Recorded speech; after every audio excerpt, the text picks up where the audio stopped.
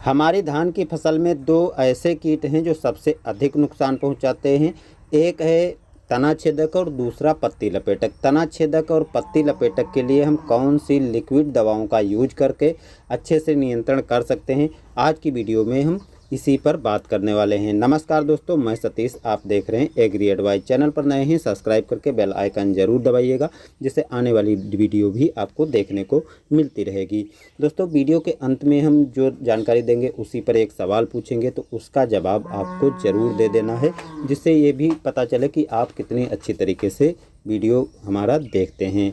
दोस्तों, तना छेदक और पत्ती लपेटक ये दो कीट ऐसे हैं जो धान की फसल को काफ़ी अधिक नुकसान पहुंचाते हैं। एक तरफ हम तरह तरह के ग्रोथ और कल्ले बढ़ाने के लिए उपाय करते हैं, दूसरी तरफ यदि तना छेदक रोग लग जाता है तो इन्हीं कल्लों को काट करके वो ख़राब करता है, जिससे हमारे धान का उत्पादन कम हो जाता है, यानी कल्लों की संख्या काफ़ी कम हो जाती है। कभी कभी ये रोग इतना ज़्यादा लग जाता है कि धान की फसल को लगभग 50 से 60% तक भी नुकसान पहुंचा देता है।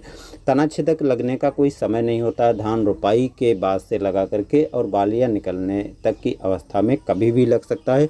तो जब भी ये रोग लगा हो तब आप दवाओं का यूज करें, पहले से बेकार में पैसा खर्च ना करें, क्योंकि यदि आप पहले दवाओं को यूज कर देंगे और रोग लगा ही नहीं तो आपका पैसा बेकार में चला जाएगा। या रोग लगा नहीं है तब आप दवाओं का यूज कर देंगे, रोग लगने पर जब दोबारा आप दवाओं का यूज करेंगे तो दूसरी दवाओं को यूज करना पड़ेगा और डोज बढ़ा करके देना पड़ेगा, क्योंकि कुछ ऐसी दवाएं हैं जिनको आप 2 बार एक खेत में नहीं यूज कर सकते हैं, खासतौर से 6 महीने में।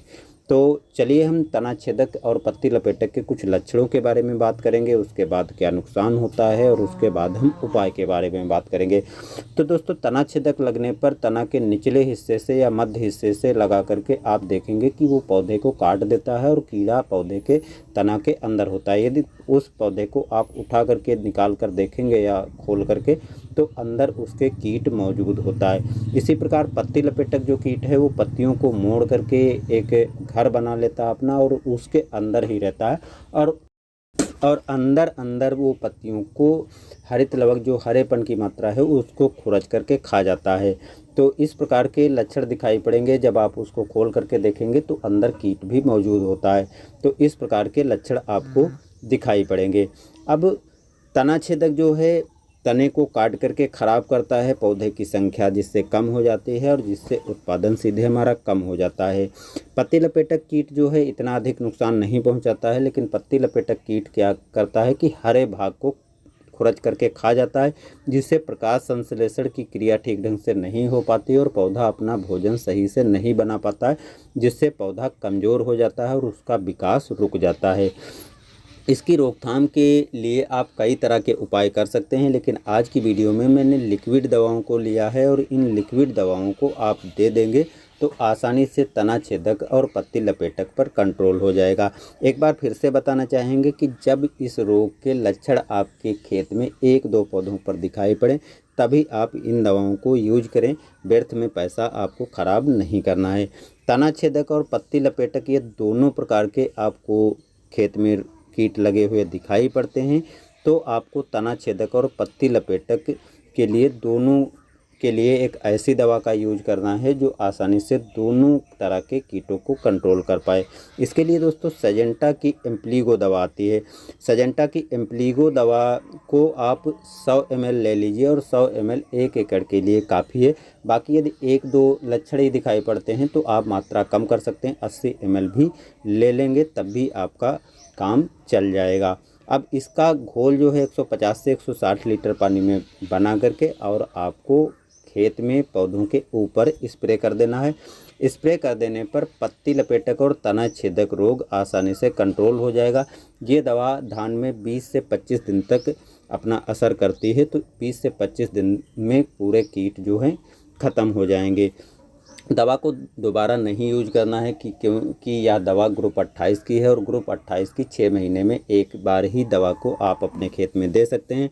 2 बार देने से जब आप इसको खाएंगे तो आपके स्वास्थ्य को ये नुकसान कर सकती है, इसलिए ग्रुप 28 की दवा केवल एक फसल में एक बार ही यूज करना सही रहता है। अगर आपके खेत में केवल पत्ती लपेटक कीट ही दिखाई पड़ रहा है और तना छेदक कीट नहीं लगा है, तब आपको इम्प्लीगो दवा को यूज करना ठीक नहीं रहेगा। उसकी जगह पर आप लैम्डासाइलोथ्रीन की जो 5% की मात्रा आती है उसकी जो है 250 ml मात्रा लेकर के और 150 लीटर पानी में घोल तैयार करके स्प्रे कर देना है। स्प्रे कर देने पर जो पत्ती लपेटक कीट हैं या उड़ने वाले अन्य जो कीट होते हैं वो आपकी धान की फसल को नुकसान नहीं पहुंचा पाएंगे। 10 से 12 दिन तक इसका असर रहता है। और अगर दोस्तों आपके खेत में केवल पत्ती लपेटक कीट लगा है तो किसी दवा का यूज ना करके सबसे अच्छा तरीका है कि उस खेत में आप 4 से 5 इंच तक पानी भर दें और पानी भरने के बाद उसमें पाटा लगा दें। पाटा लगा देने पर क्या होगा, जो पत्तियों में कीट पत्ती लपेटक चिपके होते हैं वो नीचे पानी में गिर जाएंगे और पानी में गिर जाने पर ये कीट मर जाते हैं। इसलिए आपको कोई दवा का यूज भी नहीं करना पड़ेगा और आपका पत्ती लपेटक कीट भी कंट्रोल हो जाएगा। उसके साथ साथ जब आप पाटा लगाएंगे तो कल्लों की संख्या भी ज़रूर बढ़ेगी। अब है दोस्तों आज का सवाल। आज का सवाल दोस्तों है, इम्प्लीगो दवा को हम अपनी धान की फसल में कितनी बार दे सकते हैं और इसकी मात्रा क्या रहेगी। तो देखते रहिए हमारे चैनल को, सब्सक्राइब करिए, लाइक करिए, शेयर करिए और बने रहिए। धन्यवाद।